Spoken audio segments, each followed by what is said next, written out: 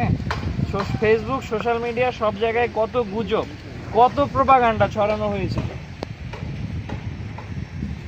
অস্তিত্ব ছিল শেষ কথা। ফেসবুক, সোশ্যাল মিডিয়া, কত জায়গায় কত গুজব, কত প্রোপাগান্ডা ছড়ানো হয়েছে মানুষকে বিভ্রান্ত করার জন্য।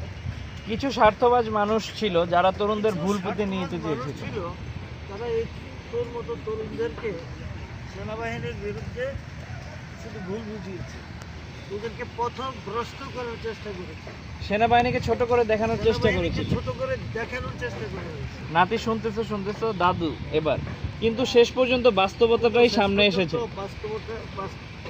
কিন্তু শেষ পর্যন্ত বাস্তবটা কি দেখলো? দেশে সুস্থ সুন্দর একটা নির্বাচন হয়ে গেছে, নতুন সরকার শপথ নিয়েছে, সরকার শপথ গ্রহণ করেছে, আর দেশের গণতান্ত্রিক ধারাবাহিকতা ঠিকভাবে চলছে। গণতান্ত্রিক পদ্ধতিতে খুব সুশৃঙ্খলভাবে চলছে। কি আনন্দের ব্যাপার না দাদু? নাতি